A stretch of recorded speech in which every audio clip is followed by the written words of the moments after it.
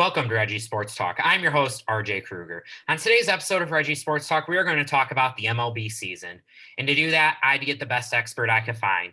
This man threw a 79-mile-per-hour fastball when we were in high school. Oswego High School should have taken him for his baseball team, but they did not. But knowing him, he doesn't leave that grudge in the past. This kid also is the only person I know to ask a 80-year-old man how he lives next to a park, not be arrested yet, on a sunny day. I present to you Andrew Mitchell. Welcome to the show, Andrew. Thank you. How you doing today? I'm good. How about you? Yeah, I'm living the dream, trying to get famous. Looks fancy.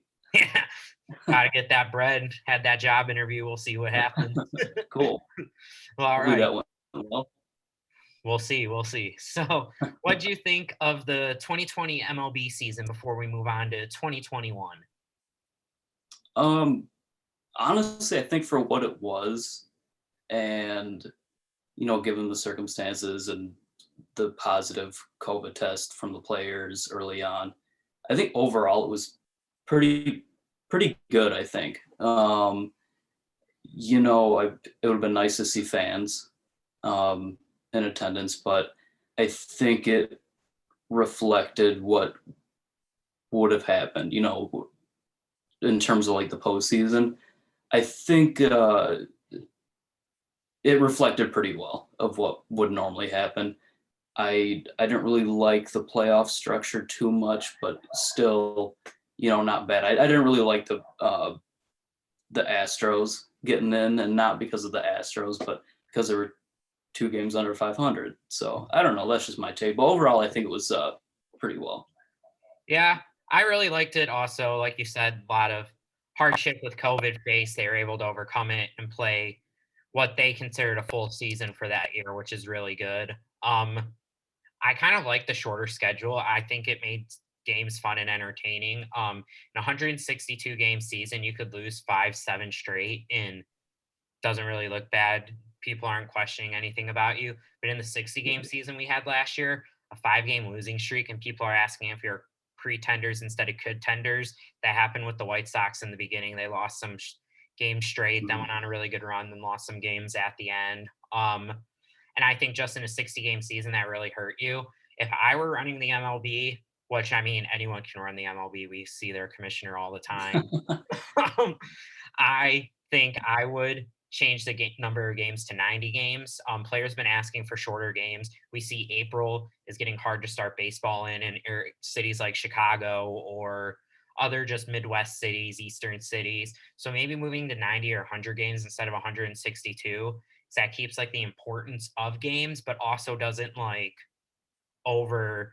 doesn't make it 60 games so you could be 28 and 30 and get in. Yeah, it doesn't feel like it's dragging on too. Yeah. Mm-hmm. No, I definitely like that. I feel like I'm not really a big football guy, but there is some value to only having 16 games. And I think it, really makes every game count. So I actually do like that. I think maybe not going to 60 games, but like you said, like 90, that would be good. So since we're just rule experts, what would you think about universal DH? Do you think they should have kept that how they did in 2020? Do you like it going back to the NL-AL split? What do you think?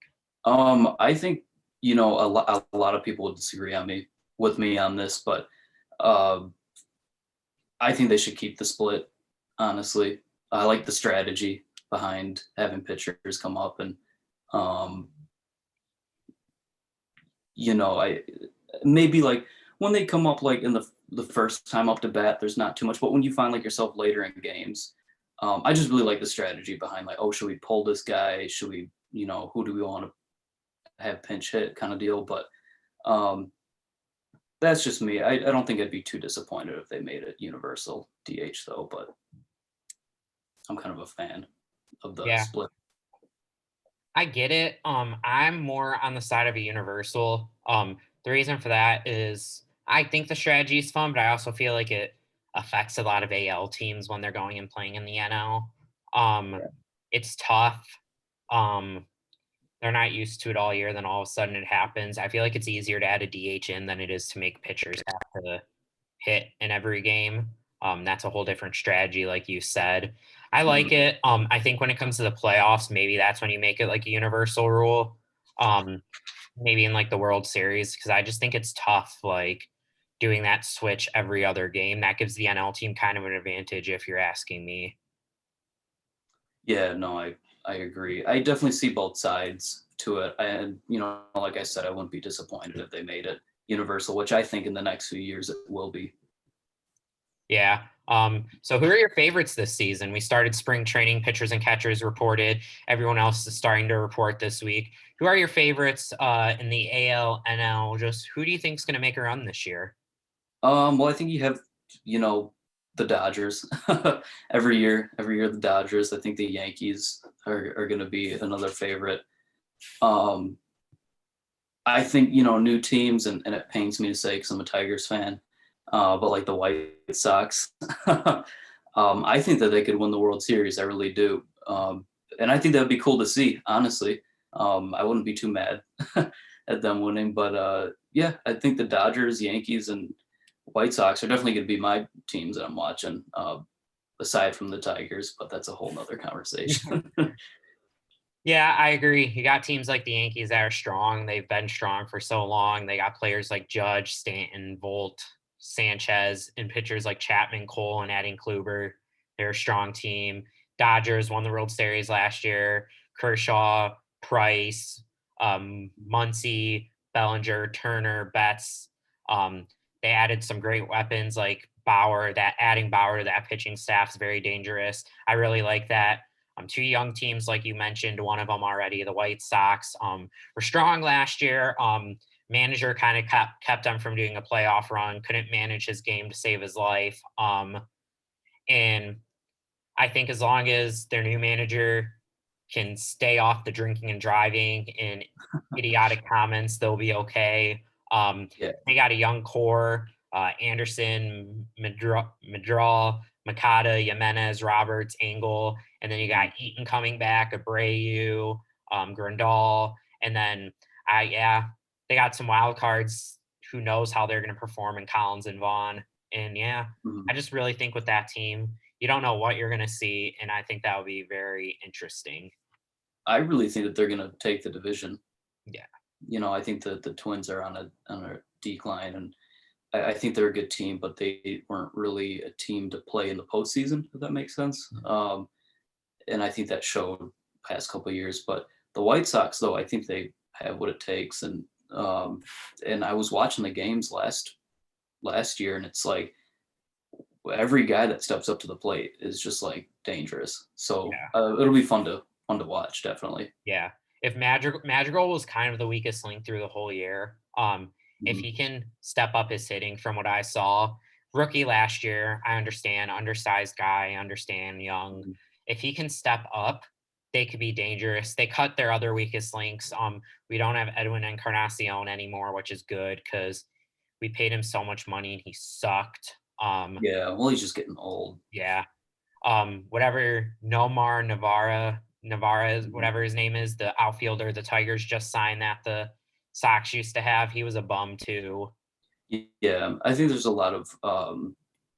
I actually like that signing. Yeah, you do. He's a young guy. He has a lot to prove. We'll see, but I think he has Yeah. good potential. Grandal sucked for most of last year too, so hopefully Yeah, he can shake it off. and I'm expecting a comeback from him too. I mean, that's kind of not like him. And Makata, I'm expecting a comeback from with his COVID year last year. Um, I don't Yeah, blame his stinking on anything he did. He got COVID, was affecting him every day. You could tell. So yeah. Well, he came out I think a few times, and yeah, he's saying it was hard to keep up, but yeah, yeah.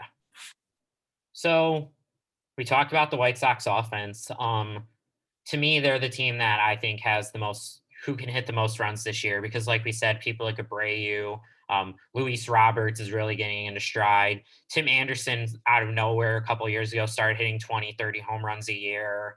Um, Jimenez is a scary man to have to face. Grandal, if he gets going, just that high power offense, I think will score a lot of runs and probably will score the most this year. Do you have another team that you think will score more runs than the White Sox this year? Um, I think two teams actually. I think LA and New York. I mean LA, they actually average more runs on the road, um, which is crazy. I mean they're I think it's I got my notes here.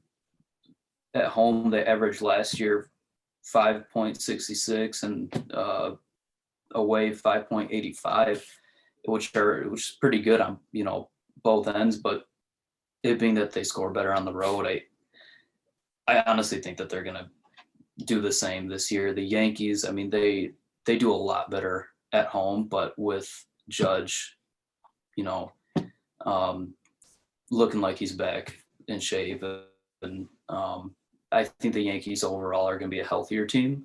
I hope, because it's been been disappointing the last couple of years with them, but I really think that the Yankees can stay healthy. Um, they're going to be scoring a lot of runs too. I think the LA and New York are going to be neck and neck. Yeah, I could see that too. I almost put the Dodgers and the Yankees up there, but I don't know, just something about watching the White Sox last year and that streak of like 15 games in a row where they had like 3 home runs or whatever, and they hit Oh like the yeah, back to back to back to back. That lineup's just dangerous and yeah, that was crazy when they did that. like a They, break. I think, I wouldn't be surprised if they ended up scoring the most runs. It's hard to tell, but yeah, if, they can stay healthy. I think they got it. I think they got a good chance.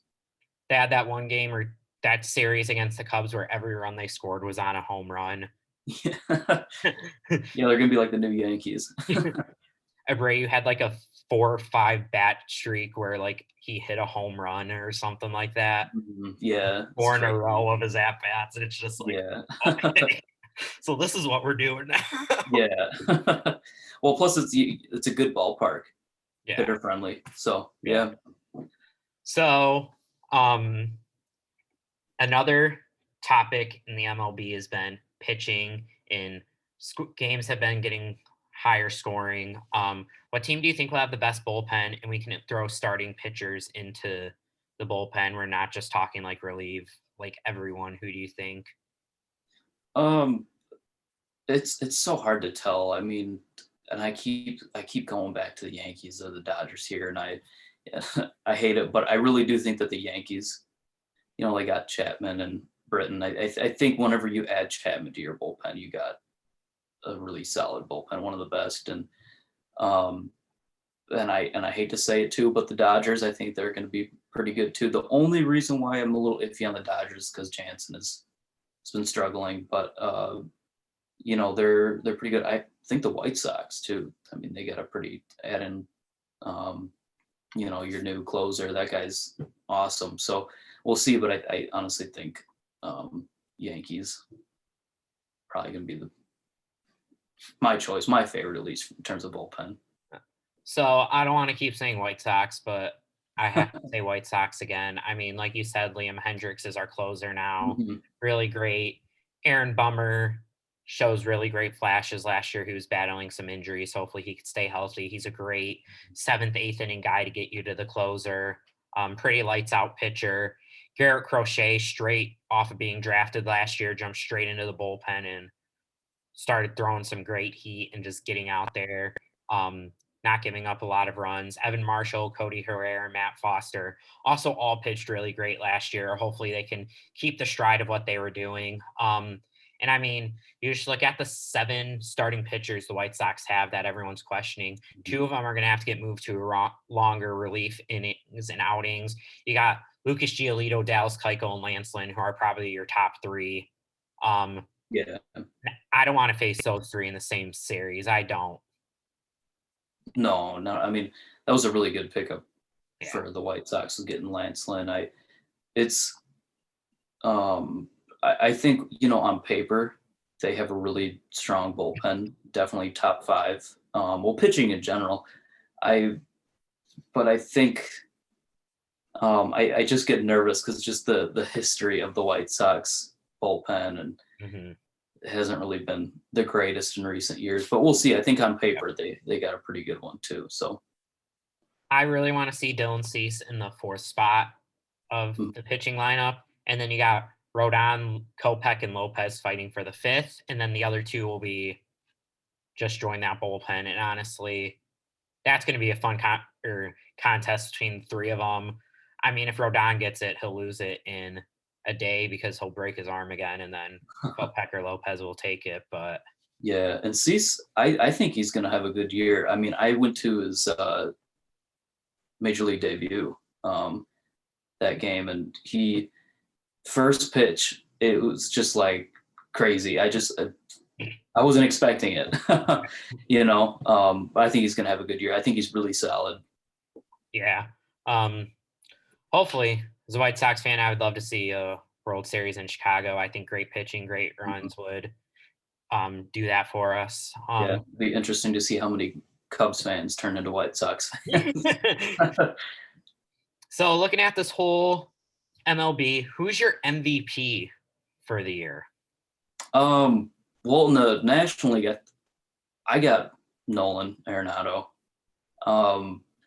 He didn't really have the greatest season last year, but I honestly think a lot of that had to do with the relationship in the front office. And now that he's in an actual winning environment, he's on a team that actually, I guess you could say, wants him. Not saying the Rockies didn't want him, but I don't know. I think there's a lot of pressure that's not on his shoulders anymore. And I really think he's one of the best players in baseball. I think he's going to have a really good year, really good comeback year.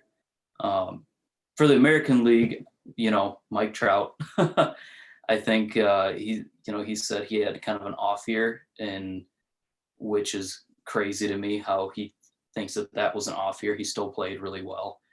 And I think, he's been making a lot of comments lately of how he wants to turn the Angels into, a winning ball club. And I think a lot of that has to go with the winning environment. So I don't know. I think Mike Trout's going to get it. He's definitely one of the more consistent hitters in baseball. So for the NL, I got a little bit of a wild card. I got Fernando Tatis Jr. winning the MVP this year. I don't know. There's just something about him I like. I think he could do it. Last year in the 60-game season, he had 17 home runs and 45 RBIs. I think those numbers will continue to go up. The Padres, I very much feel like are getting slept on, and I think he'll take advantage of that, and everyone thinking more about Manny Machado than him, and he'll be able to overcome that and just play out and have an MVP season. And then I agree with you in the Mike Trout in the AL. Last year was one of those rare occasions where Mike Trout didn't win the MVP, but I also wouldn't be surprised if Jose Abreu wins back-to-back or if Tim Anderson takes it from them this year. Both those guys were in the running last year. Anderson and Abreu, obviously, who won it. And I don't know. I just don't feel like either of them are going to decrease in skill. If anything, with the new coach and the new culture change, they both might increase, which is scary to think. Mm-hmm. No, I agree. And I think Tatis, that guy's a monster. And you can tell he plays, there's a lot of motivation throughout the whole clubhouse, really, of, all right, we're the Padres, we're winning 90 games or more, but we still have the Dodgers that are like the favorite. So I definitely think there's motivation there. I wouldn't be surprised if he got MVP. That guy's crazy. All right. So who's going to win the Cy Young in the NL and AL? American League, I would say Garrett Cole. I think he's going to perform the way he normally does. I think he's going to have a good year. There's value in having really good offense. Obviously, I mean, a lot of, for myself, when I was pitching, it was when I played my last 2 seasons that I actually had good hitters on my high school team. I felt like I pitched a lot better, knowing that I could maybe give up a couple runs. I found that I wasn't giving up those runs. So just playing at with a clear head. I really do think that um, having those hitters in that Yankee lineup will help him. And then Jacob DeGrom, I'd say in the NL, and for really the same reason, adding more offense, that will kind of help ease their minds, I guess. Both of them really. Not saying that they're not good by any means. Obviously, they're the best pitchers in baseball, but I think with the changes going on and both New York teams, offensively, I think that's really going to help pitching. Yeah, I saw both of those names. I almost put them down on my list, but I have to play the devil's advocate here. I had a feeling those were the guys you were going to go with. So I decided to switch it up and maybe go with some guys who on the betting odds are a little bit lower, but I feel like might pull it off. And that's why I have Trevor Bauer and Lucas Giolito winning the Cy Young. Both I of them, wouldn't be surprised if they did. I mean, both of them are on staffs where they aren't, people don't consider him the number one. You look at Trevor Bauer and he has Kershaw and Price with him, and everyone just thinks that he's second fiddle to them. You got Giolito and he's got Keuchel and Lynn with him. People are going to say he's second fiddle to them, and both of them are going to want to prove that they're actually the best pitchers on that team and not just in that team on baseball. And I think that'll light a fire under both of them and will allow them just to have an amazing year this year. Yeah, and I think Giolito's definitely proving himself too. And you could tell that he hasn't, he's not done yet. So that'll be fun to watch. All right. So one last question for you: who's your rookie of the year? I am terrible at predicting these. I'm not good with prospects, and another thing is that the season hasn't even started yet. A lot of things or a lot of my thought process was, well, who's actually going to get called up? When we're talking about rookie of the year, that's the thing. Some of these guys might not even get called up, but I would say a safe bet would be Randy or Rosarena for the Rays. I think he, with the postseason that he had was crazy. I don't know though. I think it's so hard to tell. I mean, he doesn't really have the greatest minor league stats compared to other guys, but I think with some experience under his belt, that will help. In the National League, I'd say Mackenzie Gore. He was crazy. He went 9-2 with his in 20 games in the Padres organization. Now, will he get called up to be in the rotation for the Padres? I don't know. It's hard to tell, but I think if he does get called up, he'll definitely play well, I think. Yeah, I forgot to look at a National League prospect, so I don't know about the National League, but in the American League, I'm risking it. I'm throwing my chips in the middle. I'd be betting for Andrew Vaughn if I was a betting man. Okay. I don't know if he's going to get called up, but if he does, he'll probably DH. He'll probably switch off at first base to give Abreu a little bit of a break. Because otherwise Grandal is going to be playing first base for us. So I'd bring him up. I'd let him DH. I'd let him play first base a little bit behind Abreu, because Abreu's getting up there in age where he could probably move to just DH and be okay with it, and let someone like Vaughn take over first base. So yeah, I say he's going to win it if he's there. If not, I agree with you that your guy said it. You convinced me. Mm-hmm. And it's so hard to tell what rookie of the year. I think the only year that you really had in recent years that you knew who was going to win rookie of the year was probably Bryant. And was it 2015? Yeah, I think it was 2015 or 16. I can't remember. Other than that, really, there's guys that I remember guys like never knew their name until they got called up, and now they're just crushing baseball. So it's crazy. It's hard to predict, but I'd like to see those. I definitely like to see Mackenzie Gore get called up. I don't know where he is on the top 100. I think he's number 5, top 100 MLB prospect. I could be wrong, but it'd be really cool to see him get called up. Yeah. Well, Andrew, thank you. We'll have you back towards the end of spring training, see if any of our predictions change a little bit, see what else we want to preview for the MLB season. So look forward to Awesome. that. Thank you. Yeah, thanks for having me. And thank you all for viewing us on this week's episode of Reggie Sports Talk. If you'd like to hear us talk about more baseball, let us know. We'll have some hockey videos coming up for you soon, and we'll also talk about NFL free agency now that that's starting up. Hope to see you all soon. Have a great week.